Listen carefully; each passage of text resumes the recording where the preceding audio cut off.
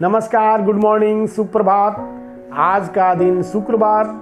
बाबा सोमेश्वर नाथ की कृपा आप सबों पर सदैव बनी रहे। शुक्रवार का मतलब वेनस प्लैनेट से है। साथियों, आज धनतेरस है, भगवान धन्वंतरी का जन्मोत्सव। और शायद आप सबों को मालूम होगा या जिसको मालूम नहीं है वो इस बात को जान ले। भारत सरकार ने, मोदी सरकार ने, वाह रे मोदी सरकार, फिर से एक बार दिल गार्डन गार्डन हो गया। मोदी सरकार को तहे दिल से धन्यवाद कि धनतेरस को राष्ट्रीय आयुर्वेद दिवस घोषणा करने के कारण धनतेरस को मोदी सरकार ने राष्ट्रीय आयुर्वेद दिवस का घोषणा किया है, जो हम हिंदुओं के लिए, हम आर्यों के लिए किसी वरदान से कम नहीं है, किसी भी अनमोल तोहफे से बढ़कर है। जो धनतेरस को हम भगवान धन्वंतरी के जन्मदिन को, जन्म उत्सव को समझेंगे, जो भगवान धन्वंतरी आयुर्वेद के जनक हैं। दोस्तों, धनतेरस का अर्थ हम लोग धन की वर्षा से समझते हैं। धन की वर्षा तो ठीक है, लेकिन किस तरह का के धन, किस तरीके का धन? यहाँ तो धन का मतलब सिर्फ आर्थिक धन की बात होती है, जो कतई धनतेरस का मतलब नहीं है। यहाँ तो धन का मतलब स्वास्थ्य धन से है।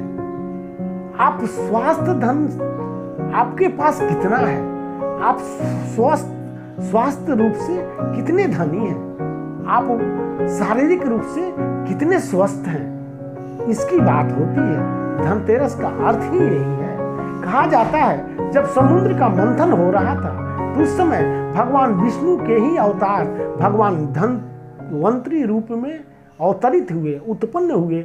उस समुद्र मंथन के द्वारा समुद्र से भगवान धन्वंतरी के हाथ में अमृत कलश थी। लोग समझते हैं कि कलश बर्तन खरीदने से धन की वर्षा होगी, आर्थिक धन बढ़ेंगे, सोना चांदी खरीदने से आर्थिक धन की बढ़ोतरी होगी। कितनी हमारी समझ जो है नाश समझ है। यहाँ तो भगवान धन्वंतरी का जन्मदिन है। भगवान धन्वंतरी जो आयुर्वेद को प्रकट करते हैं हमारे सामने। आयुर्वेद जो हमारे जीवन को, हमारे शरीर को किस तरह के क्रियाकलाप करना चाहिए, किस तरह से स्वस्थ रहना चाहिए, बीमार शरीर को कैसे ठीक किया जाए, इन सभी को का उपाय है आयुर्वेद में। भगवान धन्वंतरी को ही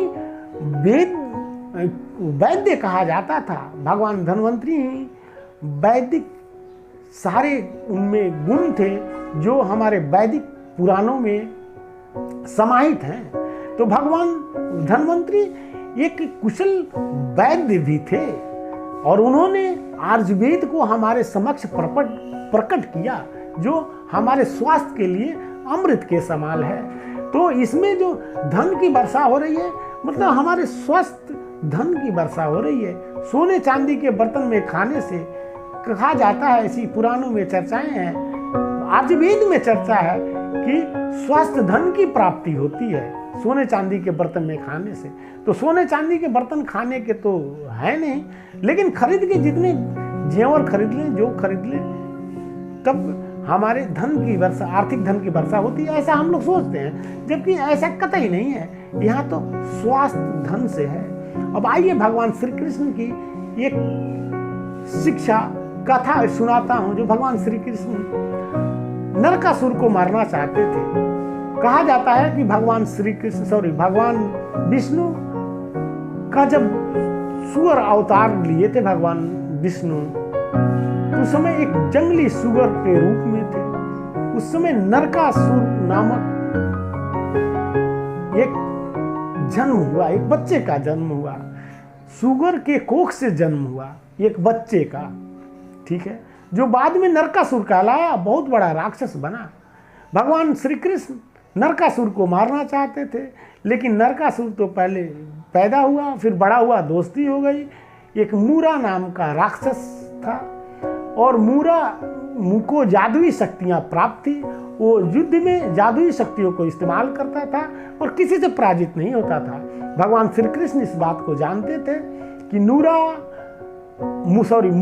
और नरकासुर को दोनों साथ रहें तो मारना असंभव है। इसलिए भगवान श्री कृष्ण ने पहले मूरा को मारा, मूरा को वध किया।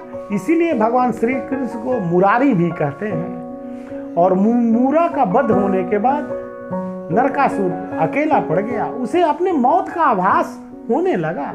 और दोस्तों, जब इंसान मृत्यु शैया पर होता है, जब वो तुरंत मरने वाला होता है, तो उसे अपने मृत्यु का आभास होता है। ये मृत्यु का आभास तो सभी को होता है। अब सवाल है, जो पहले आभास कर ले वो उसमें चेतना जागृत हो जाती है, और जो अंतिम क्षण तक एहसास नहीं करे वही तो राक्षस रूप, एक दानवी रूप को एक से एक धरता चला जाता है, जैसे नरकासुर ने किया। वो आखिरी क्षण तक इस बात का मृत्यु का एहसास नहीं हुआ, उसे आभास नहीं हुआ। आखिरी क्षण जब मूरा मारा गया, मूरा का वध हुआ, तो उसे अपनी मृत्यु की आभास होने लगी। तब वो देखता है, भगवान श्री कृष्ण को कहता है, पराजित होने के बाद कहता है कि मुझ में और आप में क्या फर्क है, हम दोनों तो एक ही हैं, जन्म तो हम दोनों का हुआ। मैंने अपने आप को राक्षस बना लिया, आपने अपने आप को भगवान बना लिया। सच बात है दोस्तों, इसके पीछे बहुत बड़ी सीख है, शिक्षा है। चाहे जन्म किसी के भी कोख से हो, यहाँ एक सूअर के कोख से जन्म हो रहा है नरकासुर का, देखिए तो जन्म होता है, वो नवजात शिशु है, वो भगवान का रूप है। लेकिन एक ने अपने आप को राक्षस बना लिया, दूसरे ने अपने आप को भगवान बना लिया। यही तो इंसान को समझने का दरकार है, यही तो शिक्षा की बात है, यही तो धनतेरस और दीपावली का संदेश है हमारे लिए। भगवान श्री कृष्ण का को अब राक्षस बनाना अपने हाथ में है। नरकासुर भगवान श्री कृष्ण से अपने पराजित होने के बाद, अपने वध होने के बाद कहता भी है कि हे माधव, मैं और आप तो इस एक हैं, आपने अपने आप को भगवान बना लिया और मैंने अपने आप को राक्षस बना लिया। आज आप मेरी वध नहीं कर रहे हैं, मुझसे मेरे द्वारा की गई गलतियों का वध कर रहे हैं। जो मेरे अंदर गलतियां हैं उसकी वध हो रही है। तो जो मेरे अंदर बुराइयां हैं उसकी खात्मा हो रही है। तो इस खुशी पर एक जश्न तो होना ही चाहिए, एक उत्सव तो होना ही चाहिए। उसने ही भगवान श्री कृष्ण से मांगी कि मेरे जन्म पे एक उत्सव होनी चाहिए।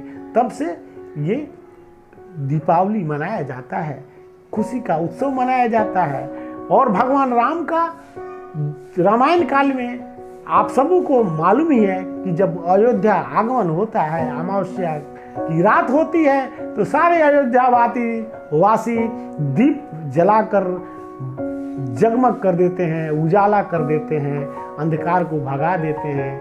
भगवान राम, माता सीता और लक्ष्मण सभी लोगों का स्वागत करते हैं अयोध्या वासी।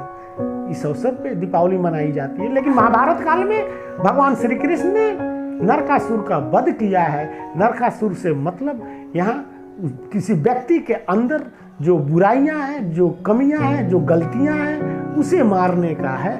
उसे अगर वो मार देते हैं तब वो उत्सव मनाने लायक हैं। यहाँ इससे यही संदेश है।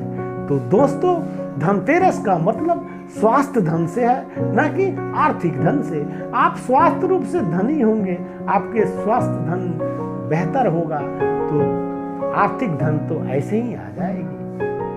दोस्तों, यहाँ धनतेरस से मतलब भगवान धन्वंतरी से है, जो आयुर्वेद के जनक हैं। आयुर्वेद हमें तमाम औषधियाँ हमारे जीवन को, हमारे शरीर को जीवित रखने के लिए, हमारे शरीर को स्वस्थ रखने के लिए एक मार्गदर्शन है इस जगत के लिए, इस धरती पर के समस्त प्राणियों के लिए। और उसके उपलक्ष्य में धनतेरस का ये त्यौहार है।